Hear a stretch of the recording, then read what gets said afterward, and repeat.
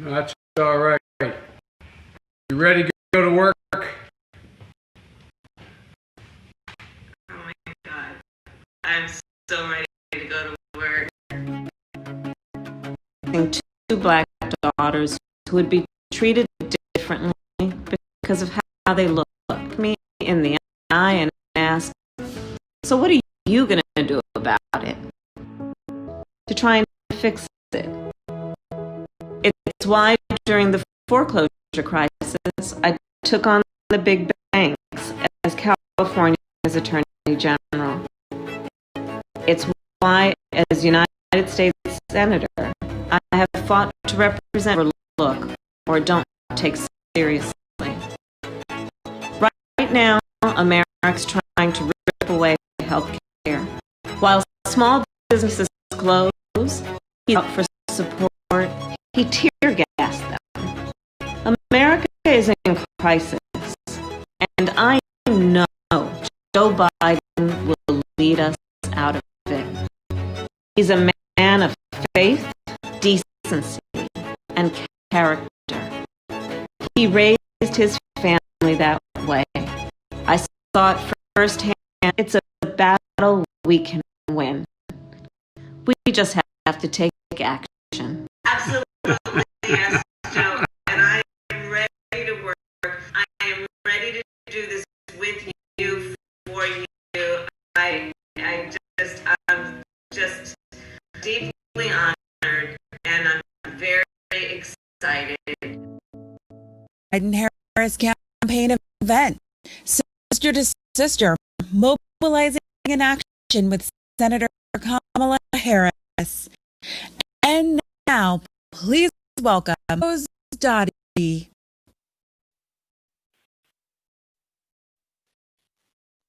Director for Biden for America. I want to thank each of you for tuning in for our Sister to Sister mobilizing and action kickoff.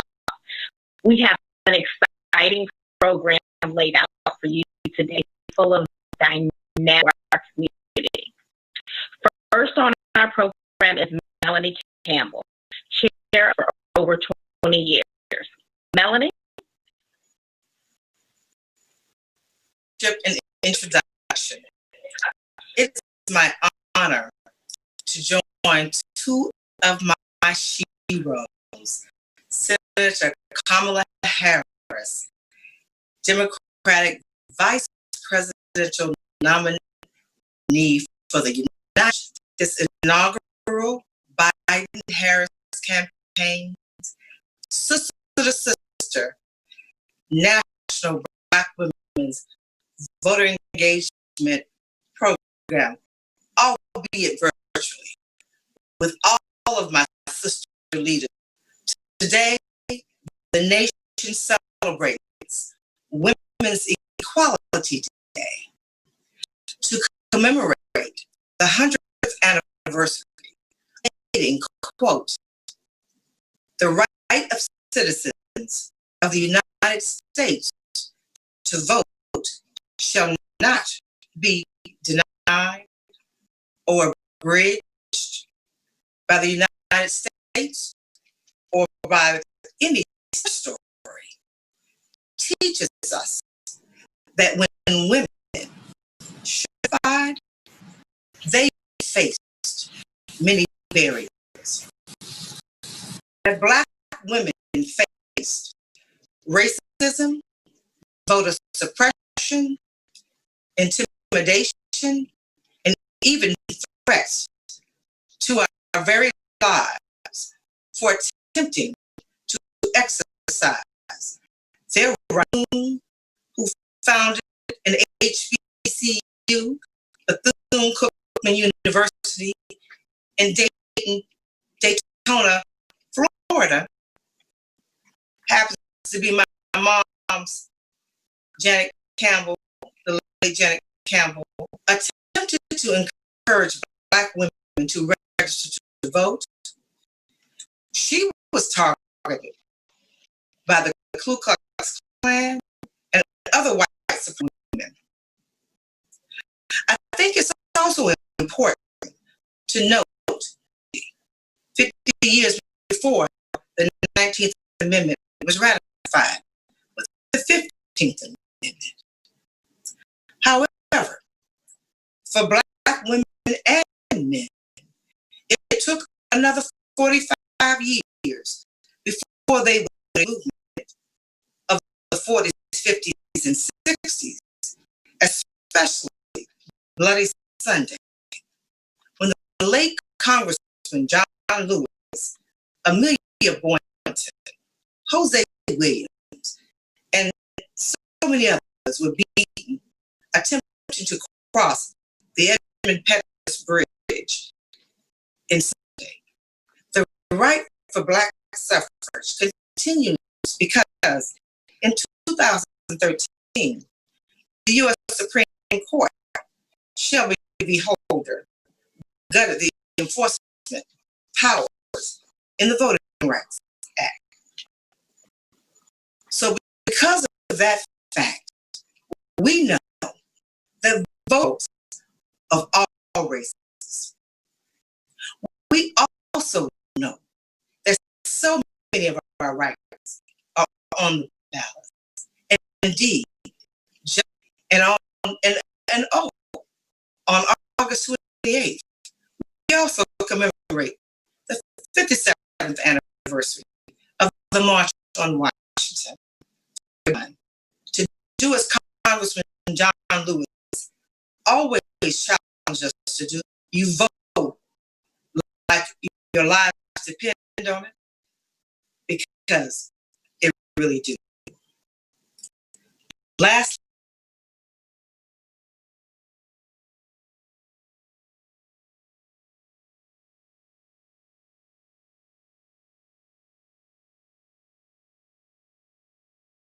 I have to call.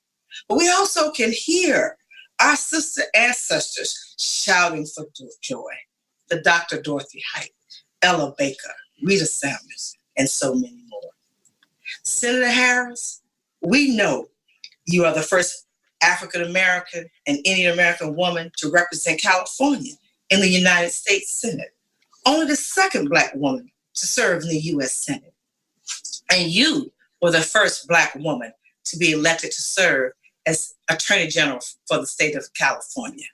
So on behalf of Black women all across our nation, it is my honor to introduce you today as the first Black woman vice presidential candidate for the United States of America. Next, it is also my pleasure to introduce Congresswoman Brenda Lawrence, who is the leader of the 14th District of the great state of Michigan. Congresswoman Lawrence, you represent the essence of what it means to be a public servant of the people for women, men, all people in the state of Michigan. I want to publicly thank you for your sisterhood and mentorship you have shown me as you lead with distinction as the co-chair of the bipartisan Congressional Caucus for Women's Issues and second vice chair of the Congressional Black Caucus, and as you serve with distinction on several committees, including the House of Representatives, including the House Appropriations, House Oversight and Reform, Subcommittee on Transportation, Housing, and Urban Development, and so much more. And we know you began your career in public service. You served with excellence with the U.S. Postal Service. So we know that your voice in Congress, fighting to save our postal service that is under attack, is one that is rooted in lived experience. So I thank you, Senator Harris. I thank you, Congresswoman Lawrence, who both happen to be, one happens to be an Alpha Kappa Alpha sorority, and one happens to be Delta Sigma Theta sorority, and all part of Divine Nine. And look it up if you don't know what Divine Nine is, as Congresswoman says, Senator says. But thank you. It's my honor to have joined you all today for this moment in history and more importantly, her story. Thank you so much. Thank you so much, Melanie. It's an honor to be here today with a dynamic woman, a woman who I was able to give a toast to before my technology failed me this morning. It's an honor to be here to recognize a woman who are standing on the shoulders of Shirley Chisholm, who told us if they don't give you a seat at the table, bring your folding chair. And to her amazing mother who said, she may be the first in many, which you have, but make sure there's someone, you leave the door open for someone else. Mm-hmm. Today, we are here with so many issues, but celebrating and mobilizing Black women in America because we have so much work to do. I want you to know that when the opportunity to endorse this amazing senator for president, I didn't hesitate. Mm-hmm. And I did a hallelujah dance when Joe Biden saw in her all the amazing things that I see and know and trust her to do for our country. I don't want this moment to pass without us recognizing, unfortunately, the disaster that is happening in Wisconsin on so many levels. My prayers are with those who lost their lives. My heart desire is that we use our ability to protest and to peacefully assemble to make sure that the issues stay on the forefront of America. At this time, I want to give a few questions to our senator. There are many questions we want to ask you, and you'll have plenty time in 4 years to answer them. But first, I want to engage you in this question. Earlier, we mentioned that we're celebrating the 100th anniversary of the ratification of the 19th Amendment that didn't include Black women. During your vice presidential nomination acceptance speech, you gave homage to several Black suffragists who paved the way and whose shoulders you stand on. What have you learned from their legacy, and how are you going to use that in your journey to be the first Black woman vice president?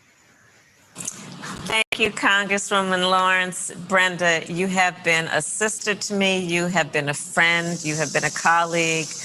My many trips to Michigan, you have always shepherded me through. And I just want to, in front of all of our friends and sisters, I just want to publicly thank you for believing in me and supporting me. Melanie Campbell, the chair of Sisters Lead, Sisters Vote, you are an icon. You are, and you have been an incredible mentor to me and sister to me. And I want to thank you as well in front of all of our friends for everything you have done and do and continue to do. So greetings to everybody. I wish that we were all together in person, but this is the next best thing. You know, Brenda, when you talk about the suffragettes, I think there's something really important, and Melanie Campbell talked about it. First of all, we're celebrating 100 years of the 19th Amendment, and that is an important celebration. But we in that same sentence have to say Black women didn't get the right to vote until 1965. So that really speaks volumes about where we are today based on the history of America and the lack of representation of Black women in the halls of power and in the discourse and in the priorities of our country. There's still so much work that we have to do to reach the ideals that we hold dear of equal justice under law and in all ways. When I think about the suffragette movement, I know, and I say this as a proud graduate of an HBCU, Howard University, where, by the way, some of my best friends were from Detroit. But, you know, Black women were convening and were part of the leadership of the suffragettes, even when they didn't get the right to vote 100 years ago. Black women were organizing a lot from HBCUs. I've seen photographs of these incredible women, powerful women who were leading and convening a meeting with then President Woodrow Wilson. And so when we think about this anniversary, this 100 years, let's remember Black women have always been in the picture of leadership of our country, often not acknowledged, but always there. And that's why, to your point, in my speech accepting the nomination to be on the vice presidential ticket, I felt it very important to speak their names. People like Mary Church Terrell, who was the head of the NAACP, so many others, who Mary McLeod Bethune, all of these women who we know, but who the rest of America may be getting to know, but will know through our voices as part of American history, not just Black history, but America's history. But we still have a lot of work to do when we look at the fact that, still today in America, Black women are 3 to 4 times more likely to die in connection with childbirth than other women. When we look at the fact that Black women are some of the fastest growing entrepreneurs in America, but yet you look at Michigan around the PPP and over 700 small businesses, restaurants received the benefit of that money, but only one Black business did. So there's still a lot of work to be done. Thank you for that. It's exciting to me knowing the energy and knowing how important Michigan is being a swing state. Mm-hmm. But what is significant about you coming to Detroit after this life-changing experience for Black women to see you on the ballot? Why Detroit? I mean, Detroit is a big part of America's history, and the one of the things that put Detroit on the map as a symbol of America and who we are the hundreds of thousands of Black folks who helped build Detroit to its point of greatness. But then the other side of that coin is Detroit now, with a Black population that I think is 80% of the total, is facing some of the greatest disparities in terms of access to healthcare, educational opportunities, economic opportunities. And so there's so much to be done. We revel and we will always bop our heads and sing and dance to Motown. But we also know that there is a lot right now happening in Detroit and areas around Detroit like Flint, where folks are suffering. And that's part of what Joe Biden and I seek to deal with in terms of our priorities to build back better, with an emphasis on knowing which communities are going to need focused support. And Detroit will be and is one of those communities. And also, I just want to also mention what you mentioned, Brenda, about what's going on in Wisconsin as just the most recent tragic example of what we also need to focus on around reform of the criminal justice system and policing in America. Joe Biden and I earlier today spoke with Jacob Blake's family and his mother, his father, his sister. And what happened there is so tragic and still represents the 2 systems of justice in America. There are still 2 systems of justice in America, and we need to fight, again, for that ideal that says all people are supposed to be treated equally, which is still not happening. Senator, I just want to emphasize that the fact that you came to Detroit first, which has a long history of Black women stepping up to the plate, that we are so excited about the leadership and the vision of a Biden-Harris ticket.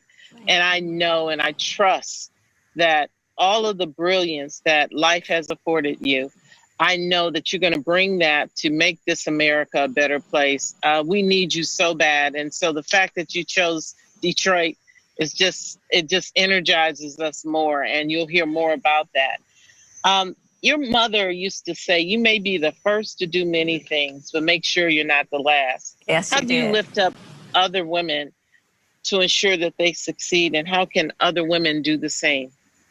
Well, I mean, the women who are on this call are living examples of what that is, right? Which is, it's about mentorship. It's about supporting each other and applauding each other. It's about, we all will trip and let's, laugh together at that moment, but then pick each other back up. So many of the young women I mentor, I tell them, because it is part of the experience we've all had, there will be many times in your life when you will be the only one that looks like you, that has had your experience in the room. And what I say to them is, and don't you ever let anybody make you feel alone. Because you must remember, when you walk in that room, we are all in that room with you. And you are carrying our voice with you. And so shoulders back, chin up, because your voice matters and you will never be alone. You will never be alone. We will always be in that room with you. And I think that's so important, because we are still, sadly, making so many firsts. And yes, my mother said, Kamala, you may be the first, don't be the last. So it is each one pull one. But it's also about supporting each other to know that you're not alone. You're not alone. I want you to know that as this Delta woman, strong Delta woman, when I was campaigning with you in North Carolina, there were so many Deltas and Deltas on this call. We have your back. Yeah. We know that the minute that you were elevated, that attacks came from everywhere. We want you to know we're locking arms as Black women across this country. We have your back. We are the Divine Nine that connects us. And I want you to know that whatever you need, we will be there for you. And I wanted to give you a few minutes to wrap up and give us some comments and words of wisdom. Well, but to just thank again Melanie for the work that she's been doing in leadership around the election and voting. So I'll just say this.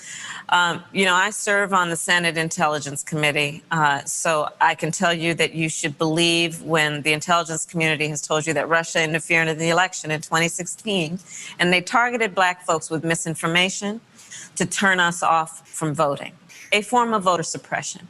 Melanie talked about Shelby v. Holder in 2013, where the Supreme Court of the United States gutted the Voting Rights Act. And immediately thereafter, at least 24 states put in place laws that were designed to suppress and intimidate and deter Black folks from voting. So much so that a court of appeals said in North Carolina that they did it with surgical precision to prevent Black folks from voting. And so what I will present as a question to all of the leaders on this call is this. Why do you think they don't want us to vote? Why are they trying to stop us from voting or turn us off from voting? Our names from the voter rolls. Well, I think we all know the answer, which is why we're on this call together. It's because they know when we vote, things change. When we vote, we have the ability through our voice connected with our vote to say we are present, we matter, we will be seen, we will be heard, and you will be accountable to us. And so, I just want to remind everybody that elections matter. This is probably one of the most important elections in our lifetime. And there is a clear difference between Donald Trump and Joe Biden. And so I urge everybody to come up with a plan to vote, because early voting is going to start. Have a plan to vote and be sure to vote and to talk to all of your family members. And then I do want to put a plug in for Gary Peters, who is my colleague in the Senate. And then, of course, Debbie Stabenow, who is wonderful. But elections matter. Elections matter. And this is a group of leaders who will continue to lead. And I thank you for that, because you do it at great sacrifice and with a lot on your plate. And so I thank you. I thank you. So, Senator, we thank you so much for spending this time with us. We want you to have that swagger. We want you to put your hair in a ponytail, put the Vaseline on your face, take off your earrings, that's right. We're in the fight of our lives. But we can do this. And if we do this, this country will benefit from it. God bless you. Godspeed. Thank you so much for joining us today. Thank you, everybody. Thank you. God bless. Thank you. Thank you. At this time, I would like to turn it over to Rose Dottie, who is an amazing woman in her own right. She gave me the good fortune of serving as my district director in the 14th district, the largest Democratic district in Michigan. And she is now serving in the capacity of outreach for ethnic groups and minority groups in Michigan. I want to turn it over to Rose, who will introduce our next panel. Thank you, Congresswoman, and thank you.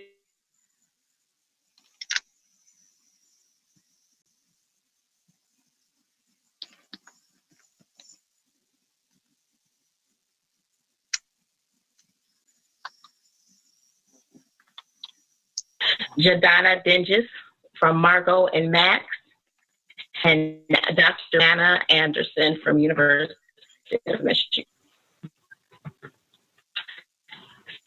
So, the first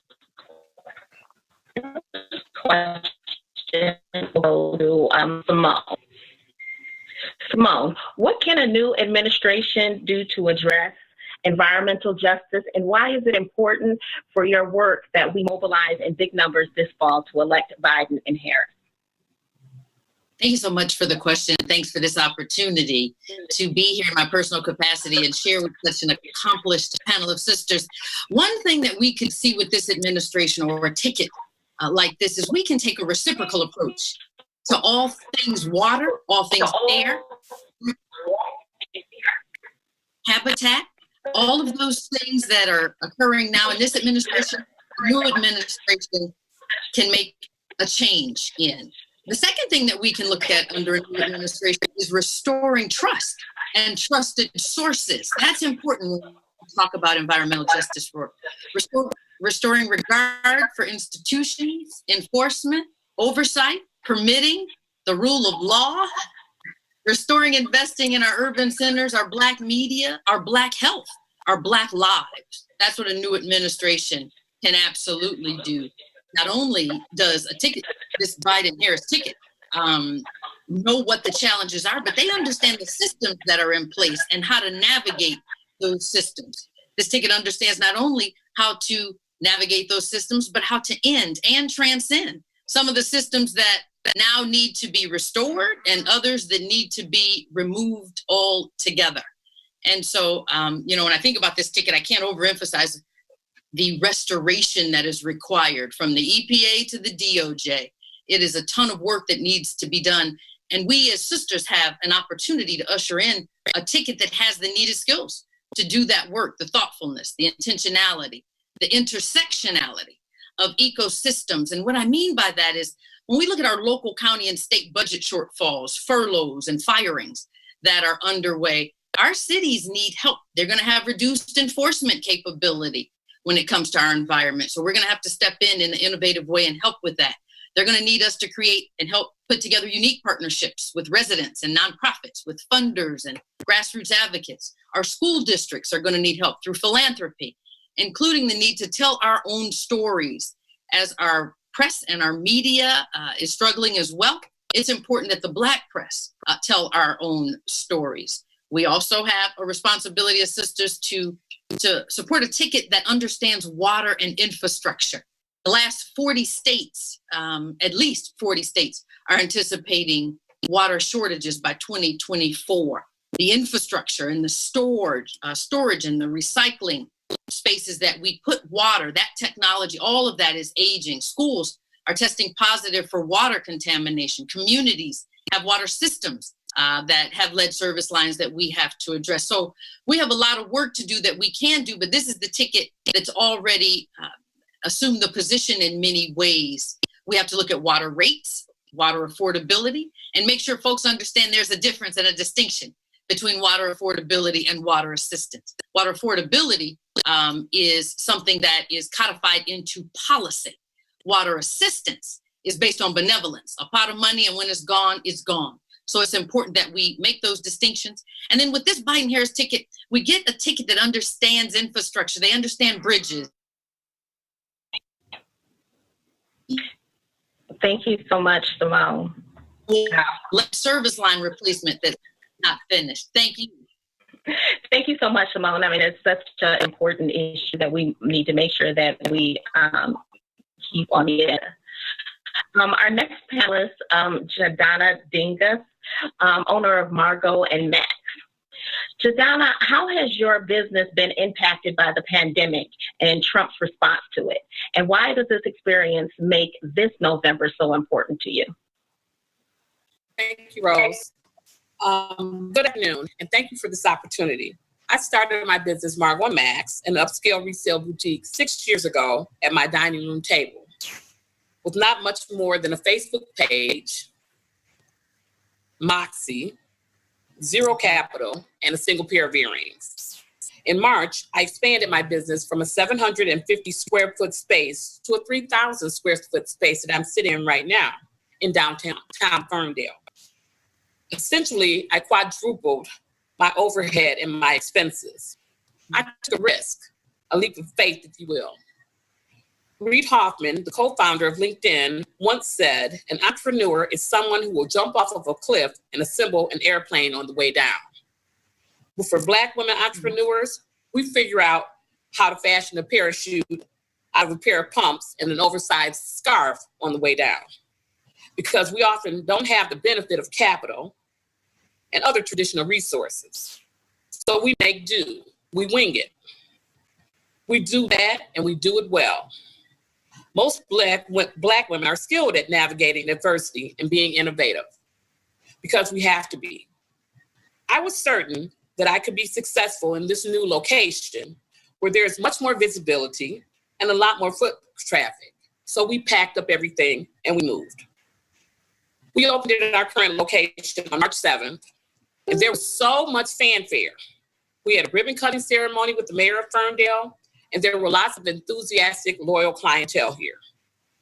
There were also lots of new clients. I must admit, it was amazing. I even sold a client a pair of Betsy Johnson shoes right off of my feet. Then COVID-19 hit, and we were forced to close our doors. That was on March 17th, and we have yet to reopen.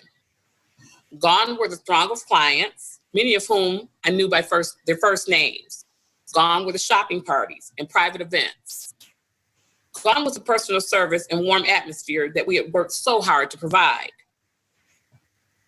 Because it is very difficult to socially distance, sell dresses, and style someone. The Trump administration has failed me and other small business owners like me. They downplayed the pandemic early on, calling it a hoax. They destroyed any chance of containing the virus before it got out of control by dismantling the pandemic response team. Then they tried again and again to undermine Governor Whitmer, who's doing such an amazing job of keeping everyone safe. Thank you, Governor Whitmer. They discouraged the wearing of masks and created division and discourse during a worldwide medical emergency. Then they ensured that those who received support or relief from the federal government first were their friends, who owned multi-million-dollar companies, people who really didn't need the help. I'm extremely fortunate that I was able to receive support from the Michigan Economic Development Corporation and from Oakland County. I was finally able to get help from the federal government too, after initially being denied 3 times. I'm also fortunate that I was able to pivot to an online business via 2 Facebook Live events that we have on Thursdays and Fridays at 8 p.m. Yes, that's a shameless plug. But many businesses have not been as fortunate. Many businesses have been forced to close permanently. We need leadership in this country. Small business owners deserve an administration in the White House that will not only help them survive, but will help them thrive. Small businesses are the lifeblood of our communities. Since 2007, the number of Black-owned women businesses has grown by 164%. We are the fastest growing segment of entrepreneurs. We need to continue to see growth. We need more fierce Black women entrepreneurs, not fewer. We need a president and vice president who believe in, support, and put their energies behind small businesses. We need Joe Biden and we need Kamala Harris in the White House. Thank you so much. Thank you so much, Jadonna, for sharing your story. We have to make sure that we get Biden Harris elected to help small business owners like yourself, which are the backbone of America. Yes. We're going to move over to Dr. Rion Anderson.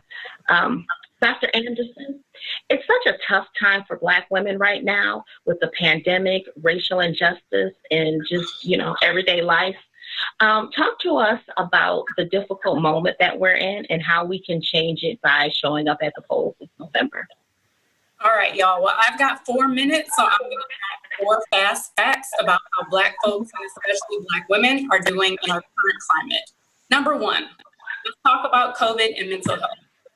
Black people were 4 times more likely to contract COVID in Detroit than their white peers. Black communities are faced with stressors that impact us on a structural, interpersonal, and individual level. all of which are a product of racism and the unquestionably incompetent handling of the pandemic by our current administration. The cumulative effect on our personal health, worries about one's and others' health, and greater community loss and grief exacerbates this illness. In fact, 4 out of 10 Black people are experiencing depression, anxiety, and stress as a result of COVID and the racial uprising. And this is 4 times greater than it was at the same point last year. As Black women, we have worn masks for generations. We are now being asked to wear the mask literally, which covers up our hurt, our pain, and our voice. As both a clinical and community psychologist, I've seen how we are carrying the collective weight, hurt, burden, and pain of others. We have always been central in the Black community for strength and support, but what about when we face challenges, when we struggle? Which brings us to point 2, mental health during times of racial struggle. Breonna Taylor and others who look like us are being murdered without justice. Black women are 40% more likely than white women to be killed by police force, and many of our stories are going untold. The consistent evidence demonstrating the disproportionate use of police force and lethal action toward unarmed Black people leaves no doubt that the health of the Black population is compromised and reflects a public health crisis. The law and order approach of the current administration only amplifies this crisis. My work shows how discrimination exacts a toll on psychological outcomes like anxiety, depression, and trauma, even if it's not personally happening to us, as is the case with so many experiences that we view online. Our bodies react through physiological processes like increased blood pressure, quickened heart rate, and heightened production of stress hormones, eroding our physical health and wreaking havoc on our normal stress responses, including regulated breathing. So let's move on to point 3, talking to families about racism.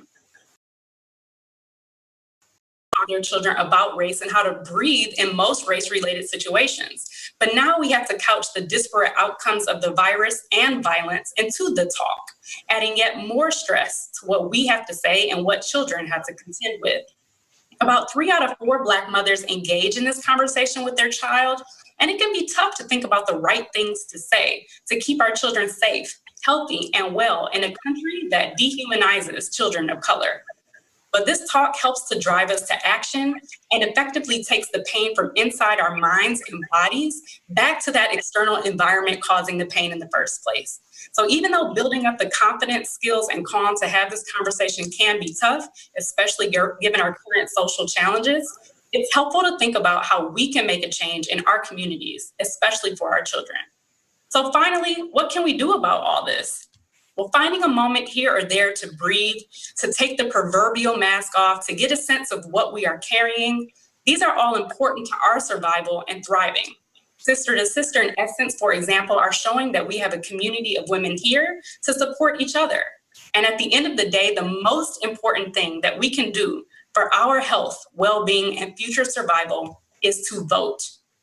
We were asked 4 years ago by the Republican presidential nominee, what do you have to lose? And 4 years later, we have our answer. Our mothers, our jobs, our mental wellness, and 175,000 other attributes I could name. We cannot be fooled by promises made in recent days. Pay attention to what has been done in the past 4 years. The only 4 I care about moving forward is who is for Black women. Who do I trust during the next 4 years to protect my health and well-being, my family, my community? The answer is clear. We must get out the vote for Vice President Biden and Senator Harris. Thank you so much, Dr. Anderson, and to all of our panelists. We really appreciate you joining us today. I do want to acknowledge that DNC Black Caucus Chair Virgie Roland was supposed to be on the program, but was not able to join because of technical difficulties. Next, I would like to turn it over to Chris Jackson, the chair of the 14th Congressional District Youth Advisory Council. Thanks for joining us today, Chris. Hello, everyone. Well, I am here to talk about how important it is to vote. Easier to get registered and vote in Michigan. There are more ways to vote than ever before. You can vote from home, you can vote early in person, or you can plan to vote on election day. But like I just said, you have to have a plan. So we're asking people this year to make their plan to vote. Talk to your family about that plan, and whenever possible, plan to vote early so that we spend the final days of the election talking to a smaller group of people who haven't already voted. So let's talk about getting registered to vote. It's very easy to register to vote in Michigan. If you have your Michigan's driver's license or state ID, you can register online in just a couple of minutes. And if you don't have a license or ID, it's still pretty easy to apply at your local clerk's office or by mail. You can go to iwillvote.com/MI to find out more about how to register and get your friends and family registered to vote. Now let's talk about how to vote. As I mentioned before, it's never been easier to vote in Michigan. There's more ways to do it than ever before. First, let's talk about voting by mail. I'm here to tell you all it's very easy, safe, and secure to vote by mail. Your vote will be counted. Again, you can go online to iwillvote.com/MI and apply to have an absentee ballot sent to your home. It only takes a minute. If you apply now, you'll be one of the first people to receive your ballots when they start going out at the end of September. If you get your ballot or early, you can absolutely use the post office to send it back. Otherwise, feel free to use one of the drop boxes in your community. Either way works. You just need to have a plan because in Michigan, your vote needs to be received by election day in order to count. Now let's talk about early voting, my favorite.